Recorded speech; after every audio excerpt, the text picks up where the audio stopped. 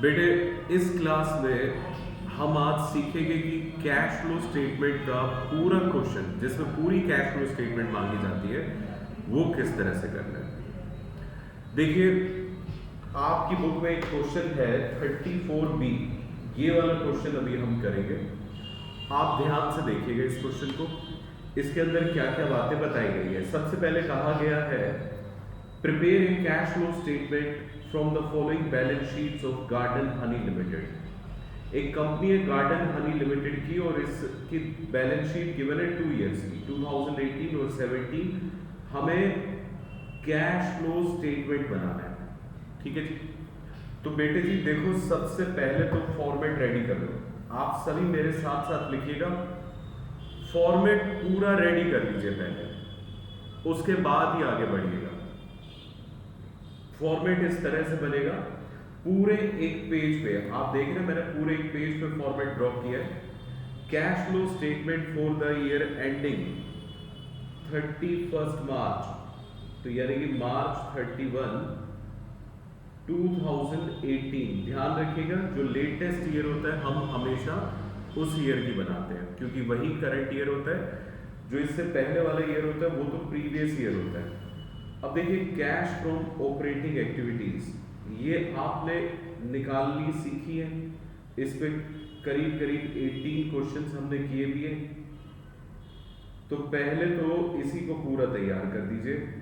आपको अच्छे से पता है जी इसमें क्या क्या चीजें आती है। सबसे पहले प्रॉफिट बिफोर टैक्स, मैंने उसके लिए स्पेस छोड़ दिया। और फिर उसके बाद दो चीजों की एडजस्टमेंट की जाती है, एक नॉन कैश और दूसरे हैं नॉन ऑपरेटिंग आइटम्स।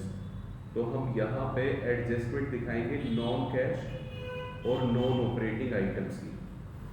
लगभग आप 4 to 5 लाइंस छोड़ने के बाद आप ऑपरेटिंग प्रॉफिट दिखाएंगे। तो यहाँ आएगा जी ऑपरेटिंग प्रॉफिट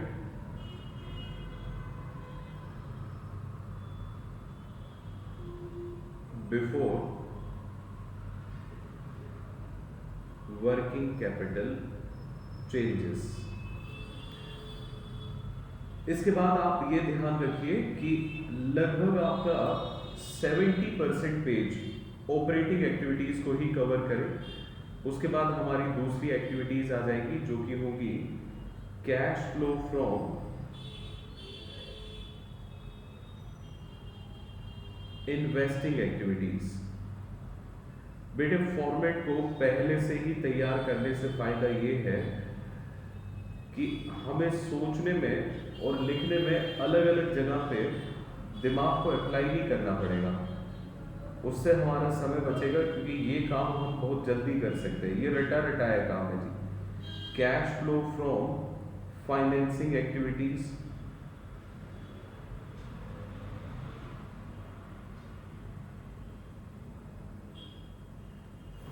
और लास्ट में, बिल्कुल लास्ट में जाके आएगा cash and cash equivalent, beginning के और एंड के। तो यहां लिखेंगे हम कैश एंड कैश इक्विवेलेंट्स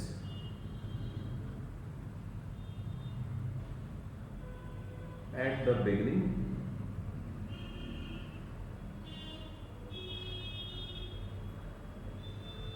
और कैश एंड कैश इक्विवेलेंट्स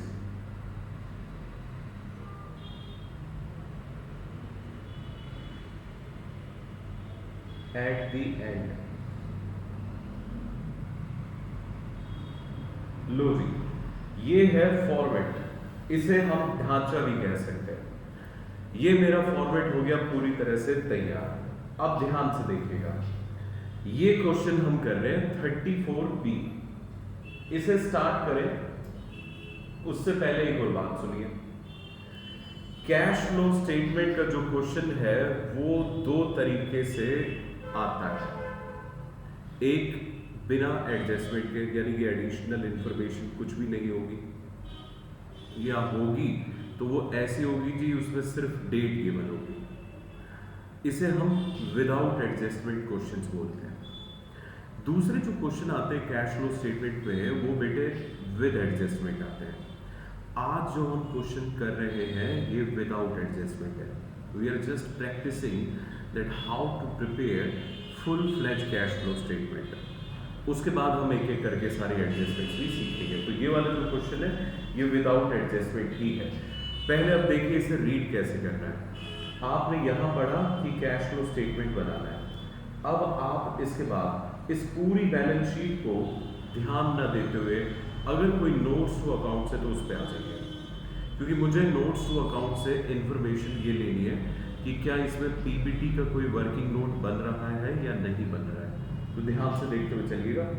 सबसे पहले रिजर्व एंड सरप्लस, तो जनरल रिजर्व है और P&L का बैलेंस है। अगर जनरल रिजर्व गिवन है तो डेफिनेटली इसमें पीपीटी का वर्किंग नोट बनेगा। लॉन्ग टर्म बोरोइंग्स है, शॉर्ट टर्म बोरोइंग है, शॉर्ट टर्म प्रोविजन है, टेंजिबल एसेट्स है, और लास्ट में हमें बताया गया है कि डिबेंचर्स रिडीम किए गए 1 अप्रैल 2017 को। इसके अलावा इस क्वेश्चन में कोई भी इंफॉर्मेशन नहीं है। ये है तरीका रीड करने का। क्या तरीका? इसे पूरे को छोड़ दीजिए, डायरेक्टली नोट्स टू अकाउंट्स पे आइए। नोट्स टू अकाउंट्स में आप बस इतना ध्यान रखिए, ये पता चल जाए कि क्या इस क्वेश्चन में हमें working note of profit before tax बनाना है या नहीं। तो देखिए इसमें बनेगा क्योंकि जनरल रिजर्व गिवन है। अच्छा, बनता कब कब है? 3 में से अगर एक भी आइटम गिवन हो तो हमें वर्किंग नोट बनाना पड़ता है। वो 3 आइटम कौन कौन से? चलिए बात करते हैं। एक तो जनरल रिजर्व जो इस क्वेश्चन में है, दूसरा डिविडेंड और तीसरा है टैक्स। तो प्रॉफिट बिफोर टैक्स ये आएगा जी, और इसके साथ साथ बिल्कुल साफ साफ लिखेंगे WN1। हम एग्जामिनर को पूरी तरह से गाइड कर रहे हैं कि ये प्रॉफिट बिफोर टैक्स अगर आपको देखना है कि कैसे आया तो आप हमारे वर्किंग नोट 1 पे चले जाइए। अब यहाँ पे आप बनाएंगे अपने वर्किंग नोट्स। क्योंकि इस क्वेश्चन में सिर्फ एक ही वर्किंग नोट है तो कोई टेंशन वाली बात इसमें है नहीं।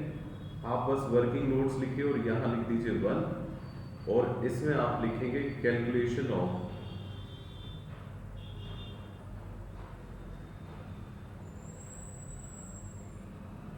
Profit before tax.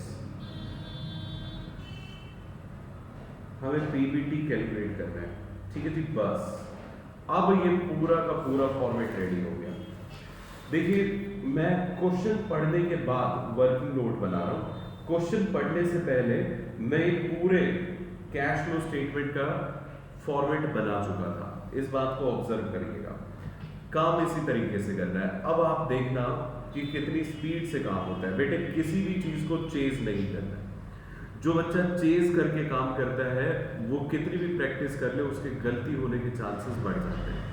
कोई ना कोई चीज मिस हो गई या गलत आपने रीड कर ली तो बस दिक्कत हो जाएगी। तो बड़े इत्मीनान से काम करिए। देखिए अब जरा शेयर कैपिटल गिवन है। शेयर कैपिटल पहले 2,50,000 है, फिर 2,80,000।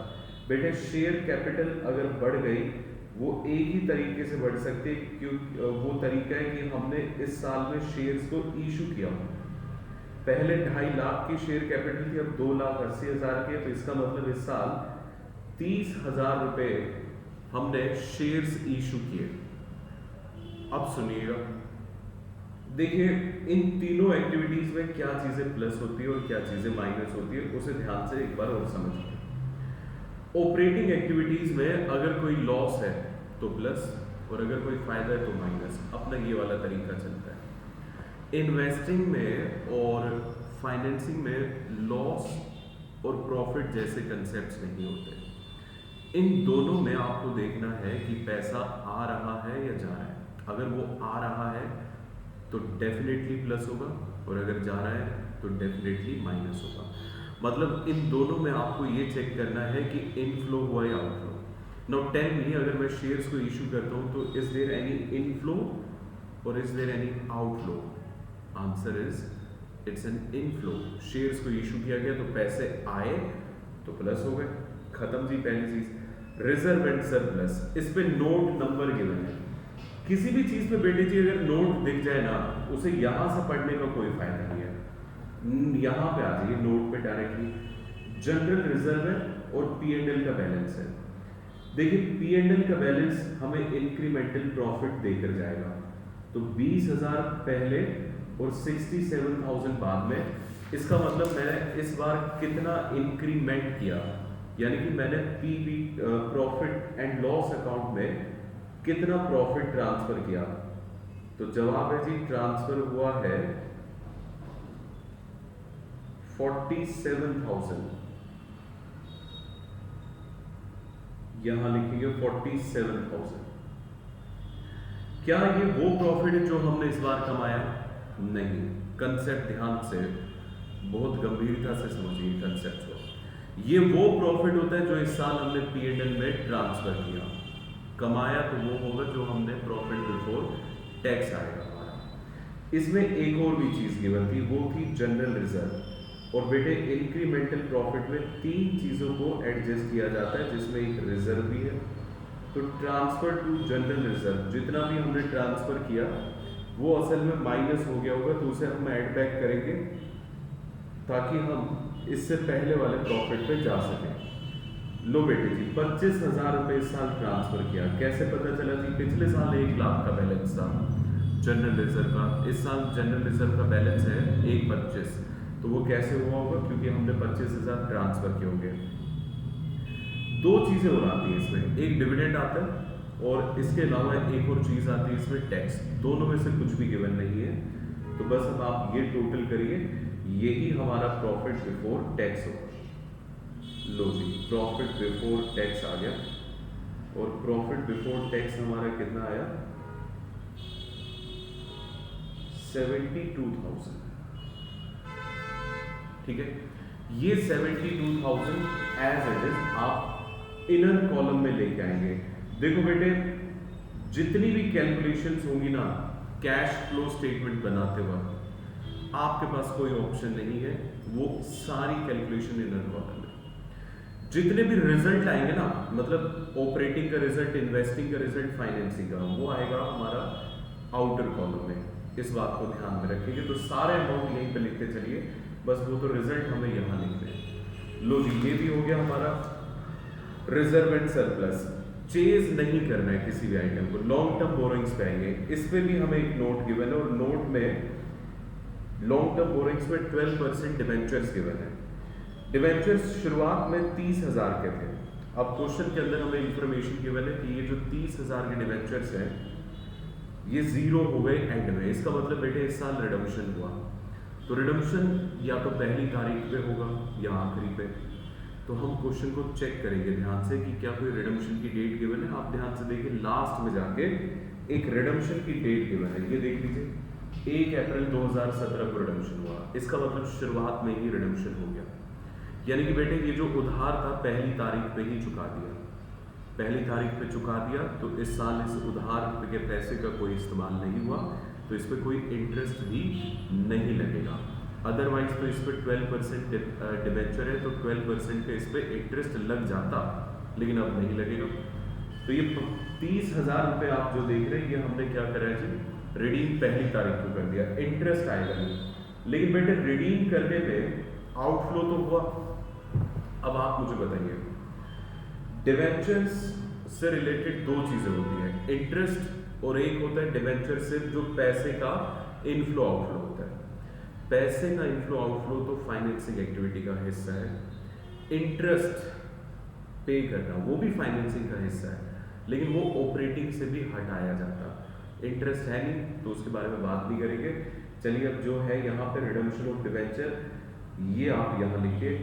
रिडम्पशन करने से पैसा चला गया है, और अगर पैसा गया है तो आपको इसे करना पड़ेगा माइनस। रिडम्पशन ऑफ डिवेंचर कितने रुपए का है जी, 30,000 रुपये। लो ये हो गया यहाँ पे लेस 30,000।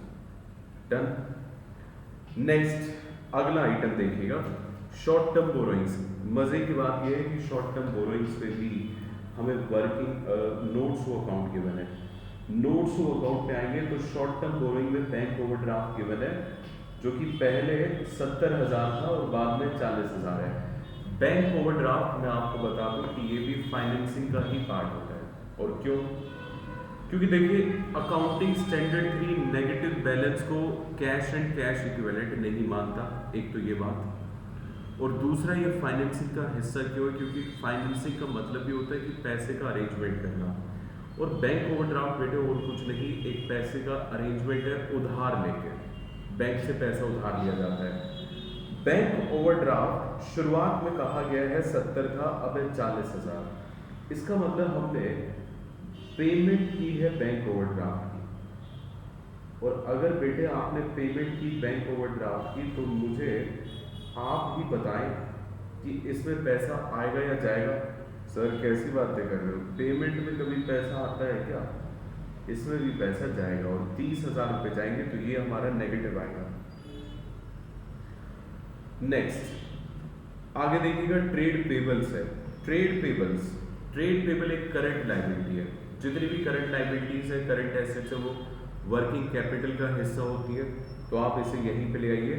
और ट्रेड पेबल्स में हुआ है डिक्रीज, क्योंकि ये पहले 1,76,000 था और अब ये घट के 93,000 हो गया, तो डिक्रीज इन ट्रेड पेबल्स।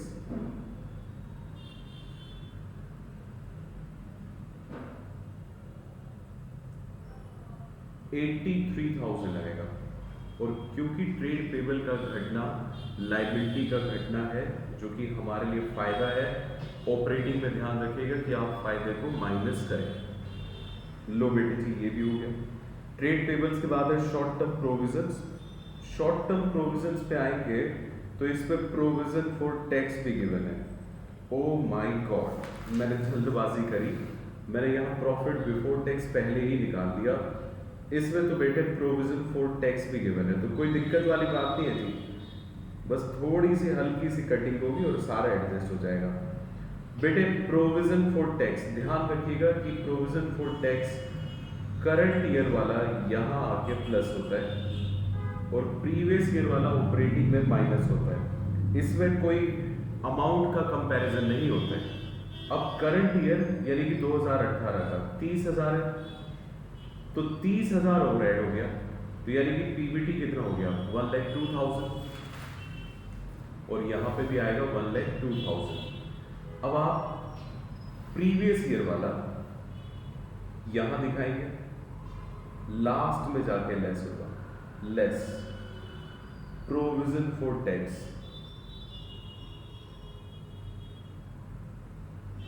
और ये कौन सा है, प्रीवियस पिछले साल का। देखिए टैक्स की मजेदार बात यही होती है, जो इस साल टैक्स है सरकार को हम उसे इस साल पे नहीं करते, पे करते जी अगले साल।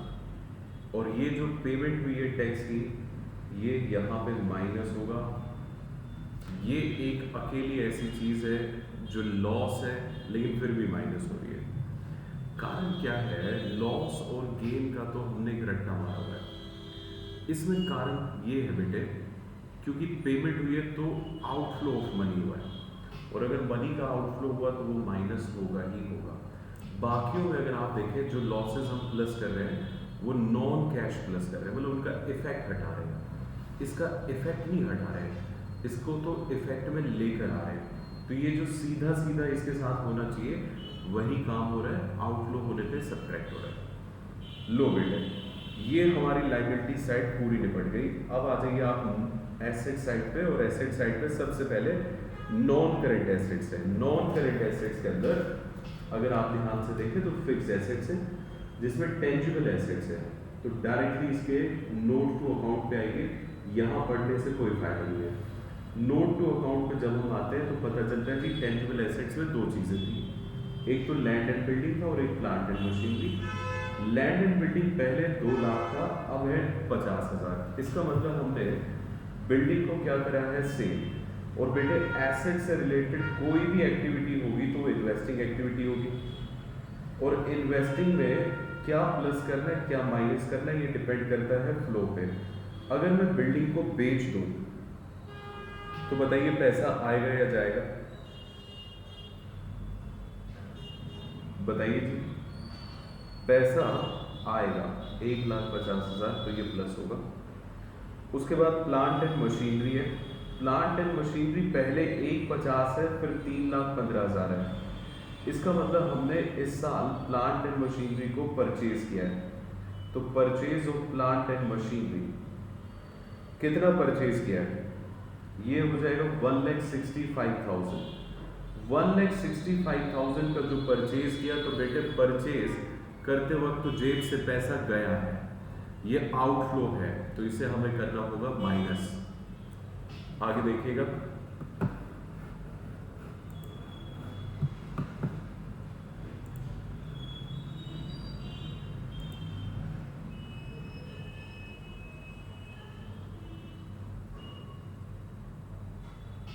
देखिए जी नेक्स्ट,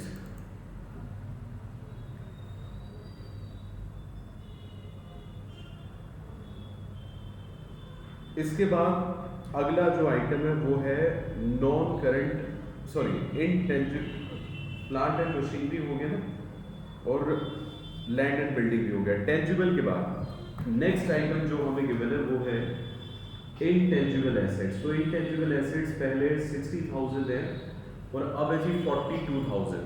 तो बताओ बेटे, इनटेंजिबल एसेट्स 60,000 से 42,000 हो जाते हैं,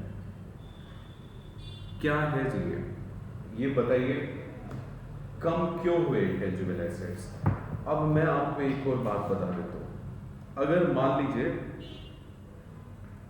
कभी भी इनटेंजिबल एसेट्स की कमी ज्यादा बड़े अमाउंट की ना हो, तो आप उसे सेल ऑफ एसेट्स ना मानेंगे, आप उसे मानेंगे कि हमने इंटेंजिबल एसेट्स पे डेप्रीसिएशन लगाया। आप मुझे बताएं, अगर इंटेंजिबल एसेट्स पे डेप्रीसिएशन लगता है तो हम एक शब्द का इस्तेमाल करते हैं, वो कौन सा वर्ड है? इसे कहा जाता है एमोर्टाइजेशन। ओके, तो यानी कि यहां पे एमोर्टाइजेशन हुआ है इनटेंजिबल एसेट्स का, और डेप्रीसिएशन एक नॉन कैश खर्चा होता है। नॉन कैश जितने भी आइटम्स हैं वो सारे के सारे एडजस्टमेंट्स में आते हैं। तो बताइए जी कितना आएगा? अमाउंट आएगा यहाँ पे 18,000। Okay, non current investment, non current investment पहले 62,000 है, अब 30,000 है।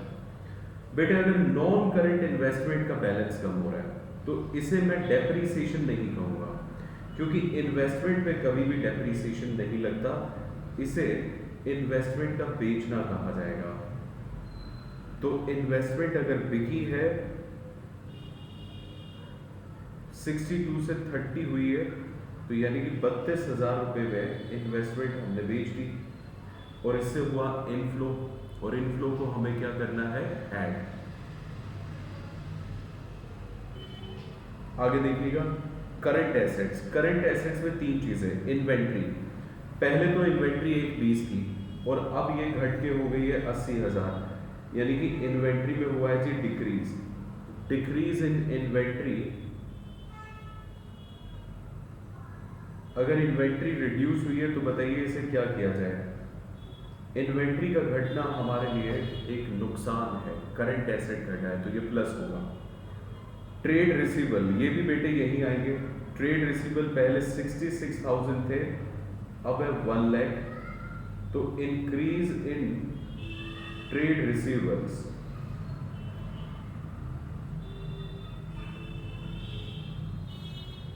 ट्रेड रिसीवेबल्स हमारे कितने अमाउंट से बढ़ गए?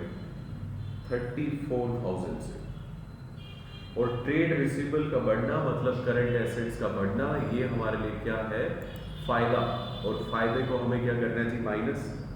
लो बेटे ये भी हो गया। कैश एंड कैश इक्विवेलेंट पे आइए, तो बिगिनिंग में कैश एंड कैश इक्विवेलेंट है 10,000 और एंड में हमें गिवन है 18,000।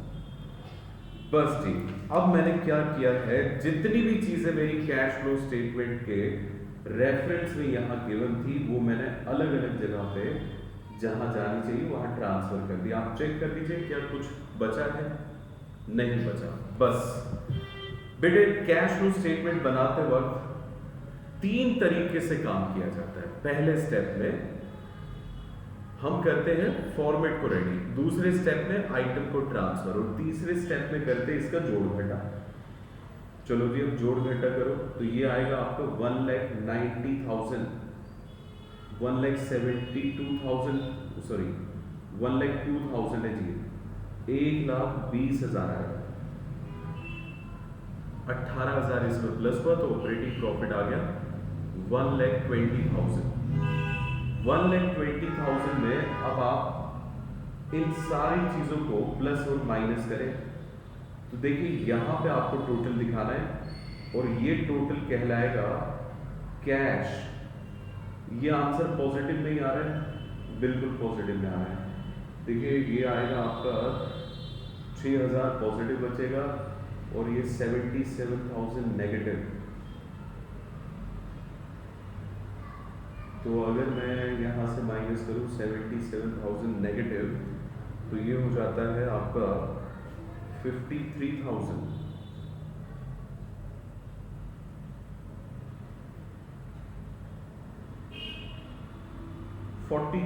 बचता है।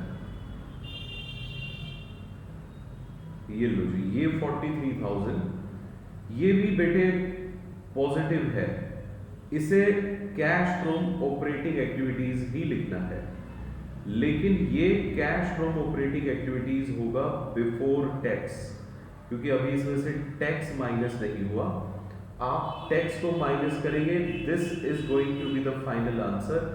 इसे हमें लिखना है cash from operating activities, this is my final answer. और माइनस करेंगे तो ये बनेगा 21,000, 21,000 रुपये पॉजिटिव, और यही 21,000 रुपये आउटर कॉलम में ले जाएंगे, ठीक इस तरह से जैसे यहां मैंने प्रेजेंट किया है। ध्यान से देख लीजिएगा, 2 लाइनें लगानी है नीचे और ये आउटर कॉलम में बाहर। अब इसके बाद देखिए नेक्स्ट, इन्वेस्टिंग का टोटल। इन्वेस्टिंग का भी टोटल करेंगे तो ये भी पॉजिटिव आ रहा है और ये आ रहा है जी 17,000, 17,000 रुपये का पॉजिटिव। 17,000 यहाँ लिखिए और 17,000 आउटर कॉलम में, क्योंकि आंसर पॉजिटिव आया है तो इसे लिखा जाएगा कैश फ्रॉम इन्वेस्टिंग एक्टिविटीज।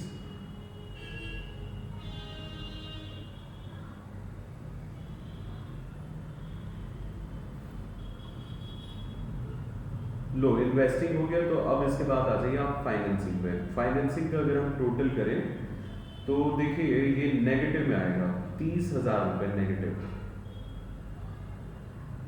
और ये जो 30,000 नेगेटिव में आया इसे बेटे जी आप क्या लिखेंगे, cash used in financing activities. देखिए कुछ बातों को आपको ध्यान में रखना है, वो ये कि फाइनेंसिंग एक्टिविटीज के और कैश एंड कैश इक्विवेलेंट के बीच में एक लाइन का गैप जरूर रहे, ताकि मैं इन तीनों एक्टिविटीज का फाइनल रिजल्ट निकाल सकूं। अब इन तीनों एक्टिविटीज का मतलब समझिए, ये क्या कहता है जी, 21,000 रुपये ऑपरेटिंग एक्टिविटीज से आए, 17,000 रुपये हमारे पास आए इन्वेस्टिंग एक्टिविटीज से। इसका मतलब कुल मिला के जो पैसा आया हमारे पास वो 38,000 आया, जिसके बाद 30,000 रुपये हमारे फाइनेंसिंग में चले गए। तो बताइए जरा, 38,000 हमारे पास आए, 30,000 हमारे पास से गए, इसका मतलब ये कि हमने इस बार कैश जनरेट किया है या यूज किया है? ऑफ कोर्स जनरेट किया है। देखिए ये वाली एक्टिविटी दोनों जनरेट करके गई है 38, और इस एक्टिविटी में अपने इस्तेमाल हुए 30,000, तो नेट हमने जो जनरेट किया कैश वो है 8,000 रुपये। आप इसे लिखेंगे net cash and cash equivalents generated.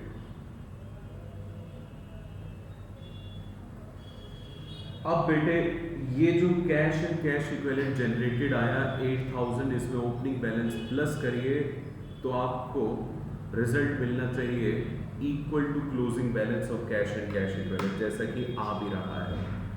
तो बस इसके अलावा और इसमें कुछ भी नहीं करना है। ये हमारा क्वेश्चन कैश फ्लो स्टेटमेंट का पूरा कंप्लीट हुआ।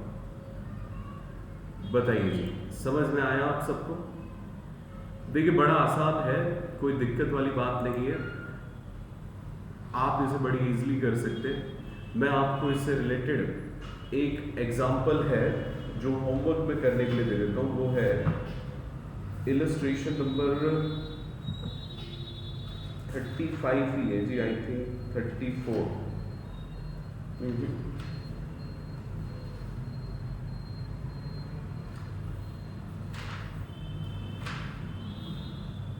चलिए, इलस्ट्रेशन अभी आपसे कोई नहीं हो पाएगी। ये कैश फ्लो स्टेटमेंट पूरा आप देखें, एक पेज का क्वेश्चन है, ये आपको 6 मार्क्स देकर जाएगा। अभी आज के लिए हम इतना ही करते हैं, बाकी हम करेंगे नेक्स्ट क्लास में। नेक्स्ट क्लास से हम एडजस्टमेंट स्टार्ट कर देंगे। Okay, thank you very very much.